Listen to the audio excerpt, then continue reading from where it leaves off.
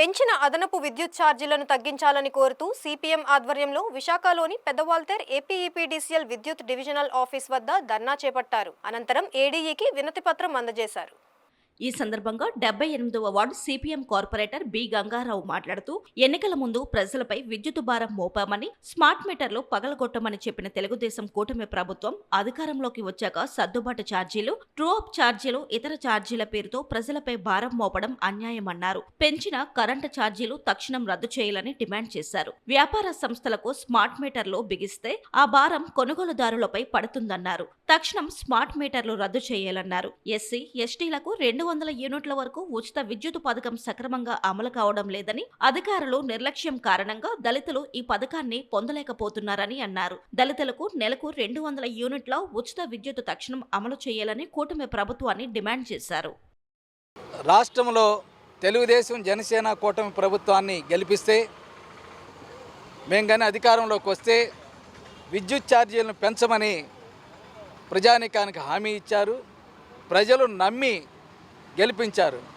కానీ అధికారంలోకి వచ్చినటువంటి 9 నెలల్లోనే చంద్రబాబు నాయుడు కూటమి ప్రభుత్వం రాష్ట్ర ప్రజానీకం మీద ఎనర్జీ ఛార్జీల పేరుతోటి సుమారు 15,400 కోట్ల రూపాయల భారాన్ని మోపింది. ఈ మోపు ఉండమని ఇంతటితో ఆగదు. 2026 వరకు ఈ ఎనర్జీ ఛార్జీల పేరుతోటి అదనంగా ప్రజల మీద వేలాది కోట్ల రూపాయల భారం మోపడానికి రాష్ట్రంలో ఉండే తెలుగుదేశం, జనసేన, బీజేపీ కూటమి ప్రభుత్వం నిర్ణయం తీసుకున్నది. దీన్ని సిపిఎం పార్టీ తీవ్రంగా ఖండిస్తూ ఉన్నది. తక్షణమే విద్యుత్ ఛార్జీలు, ఎనర్జీ పేరు మీద వివిధ రూపాల్లో వివిధ పేర్లతోటి ప్రజల మీద భారాలు మోపేటటువంటి చర్యల్ని పూర్తిగా విడనాడాలని చంద్రబాబు నాయుడు కూటమి ప్రభుత్వానికి సిపిఎం పార్టీ డిమాండ్ చేస్తూ ఉన్నది. అంతేకాకుండా గతంలో వైసీపీ ప్రభుత్వం కుదుర్చుకున్నటువంటి ఒప్పందాలన్నిటిని కూడా సమీక్ష చేస్తాము, అందులో ఉండేటటువంటి హానికర విధానాలన్నిటిని విడనాడుతామని చెప్పారు.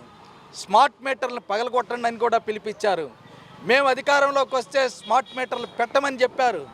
కానీ ఈ 9 నెలల కాలంలో ప్రజల మీద బలవంతంగా భయపెట్టి స్మార్ట్ మీటర్లు బిగిస్తున్నారు.